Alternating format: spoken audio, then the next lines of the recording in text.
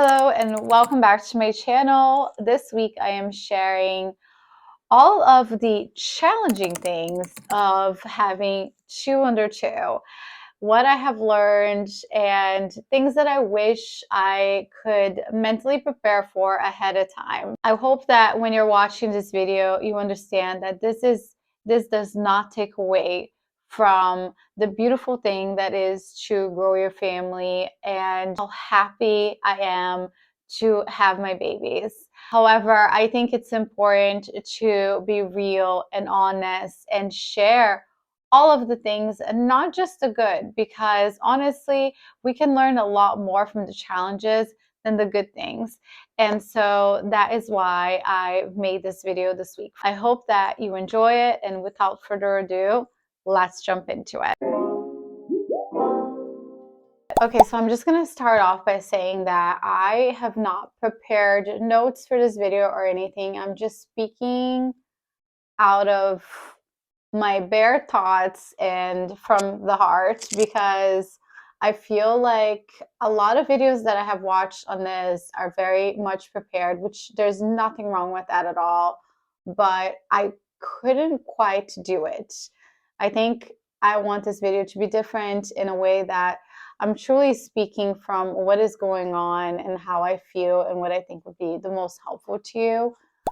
So currently, we're 6 months out, and I would say the hardest thing was the initial transition, bringing the baby home and kind of learning the new routine, which to that I will also say we're still not quite there.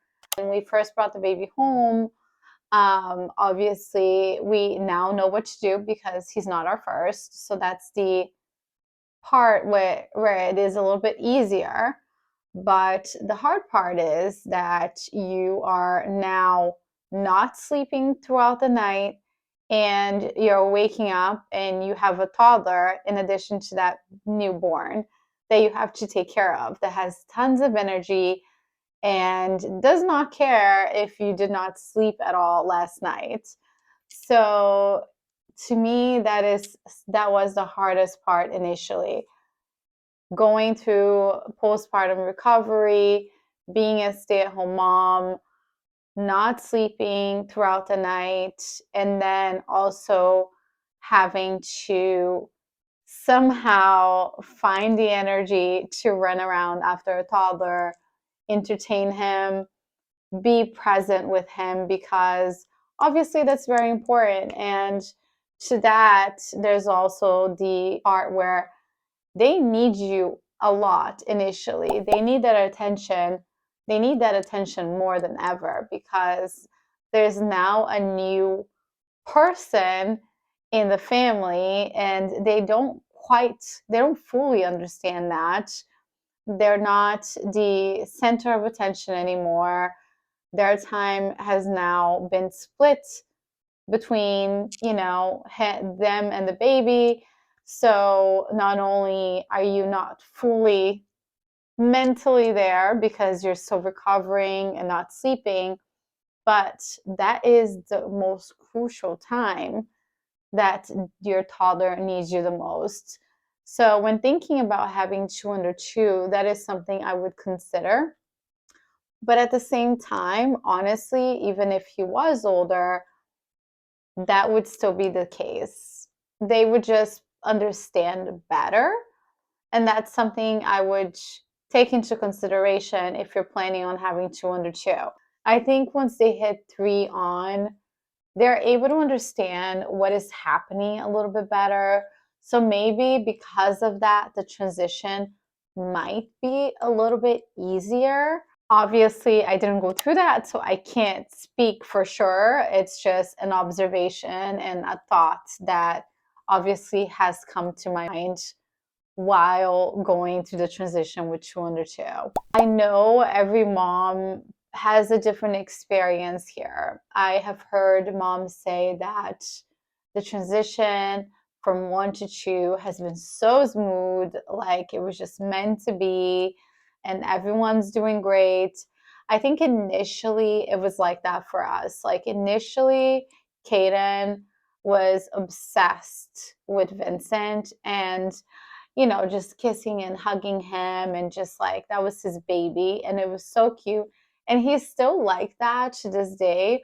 But now, once he turned 2, once we got past the 2 under 2, things got very, very different. There was a shift there where almost in a way he became more aware.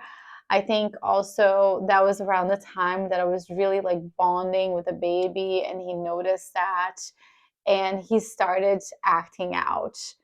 The terrible chews have arrived, and he was just, having lots of tantrums and, the hitting and throwing things everywhere started. And it was kind of scary because I literally, to this day, right now, we're still going through it. I can't keep my eyes off of him at any point in time when the baby's around because he will just randomly just throw things around and it could potentially hit the baby and sometimes purposely so. And I see it as a normal stage as if you have a 2-year-olds, they're acting out even if they don't have a new sibling.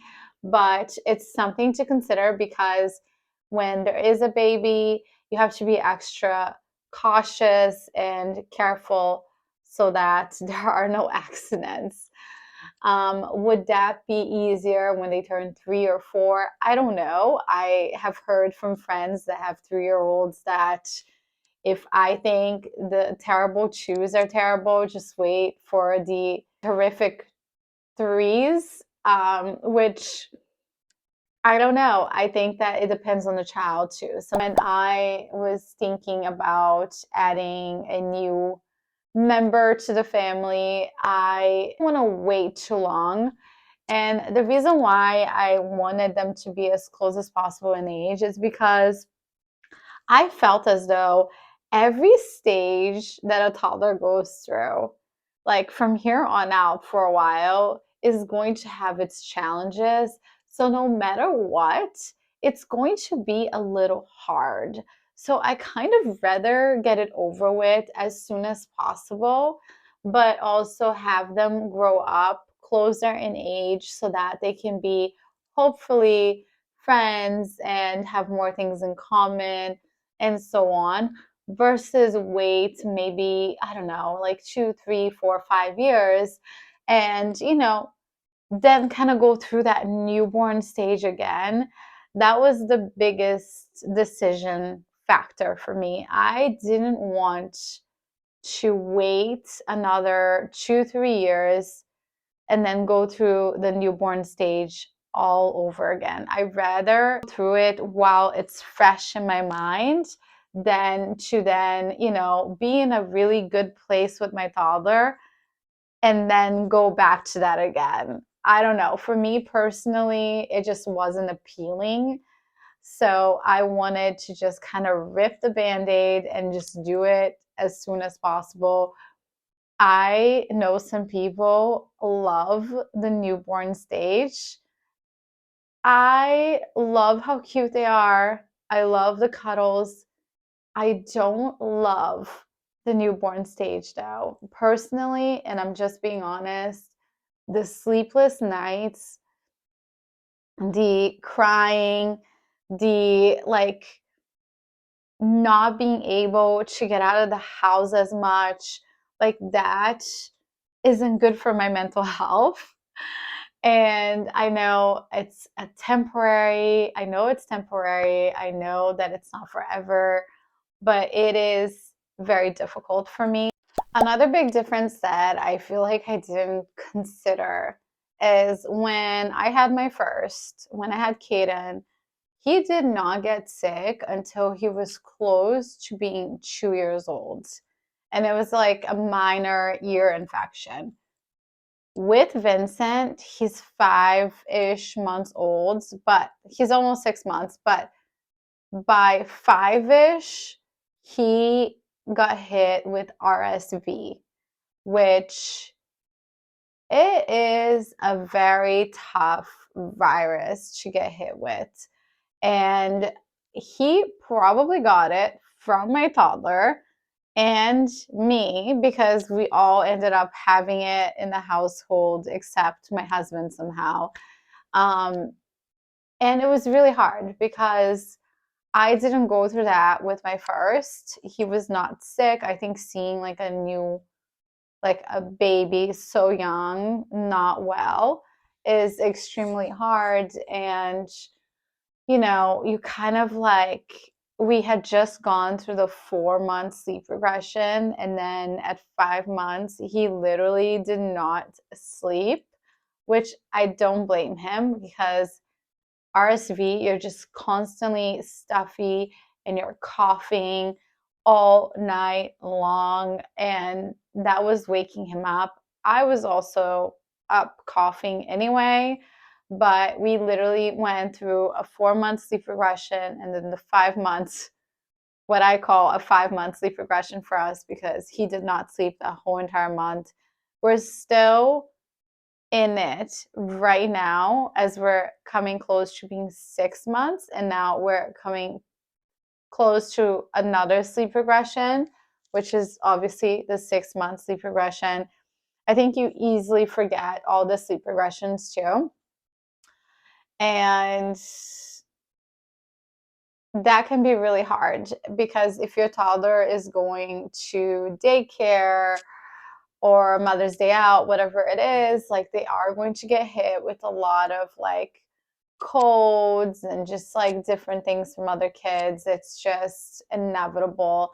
And it's inevitable that the baby is not going to get it too because they're going to pass it on. So that's the negative. But the positive on this that I am trying to remind myself is that by the time that Vincent is Caden's age, he will be immune to all of these things. So when it's time for him to go to Mother's Day out or daycare, hopefully he won't be getting sick all the time. And that will also be extremely helpful. But right now, it is making this transition, like our first year, just a tad bit harder.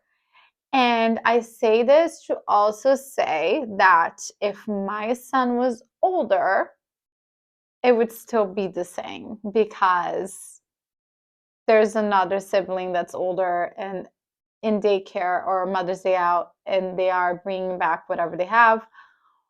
Maybe by that age, they don't get sick as much because they had already gone through a lot of it in their earlier years. It depends how long your kids have been in daycare for. But, there is that to consider too, which that I still don't regret having 2 under 2 and now 2 under 3. I still think it's worth it. I just think it's just it's a part of it. It's just part of the package deal. When you have more than one, it's just is what it is. I just am sitting here telling you guys this because I wish I was mentally ready for all of this to happen because then when it did happen, I would feel more mentally prepared. I think it all kind of came as a surprise, even though it's common sense that it would eventually happen. And it's just kind of made the transition a lot harder for me. And I think that if you knew ahead of time, you would kind of be more prepared, just in general, even like having the medicines you need around and kind of like doing your research ahead of time and knowing what to do and what not to do, type of thing. It would just make things a lot easier. That a lot of moms feel like there's no way you can love another human being more than you do your current baby right now. And I totally understand because I think everyone feels that way. But when you have that second baby, it's like your heart grows so much and you just have more love to give. So it's not like you're splitting up your love. You just love more. It grows. And it's hard to explain. You will understand once you hold that baby. You just feel this unconditional love all over again. And you now have more love to give than you ever thought. And it's a beautiful thing. And honestly, it's not something that can be explained. So it's really hard for me to even explain it. The only thing I can say is that do not worry about feeling like you can't love more than you already do, because I promise you, you absolutely can. With all this being said, I just wanted to end this video by saying it was the best decision I have ever made. Having a second baby has been the biggest blessing in our lives. It has brought us so much joy. Seeing Vincent with Caden, it just makes my heart so, so happy. I can't even explain. We just feel complete as a family. And I just wanted to share this because with all the so-called negative things that can come with it, there's a lot of positive, beautiful, beautiful things that can come with it too. But, you know, nothing good comes without some challenges. And I think that knowing and preparing yourself for those challenges will make things a lot more pleasant in the process, which is why I wanted to share those with you guys. But it is not to say that it is something for you to be scared of or hesitant to do.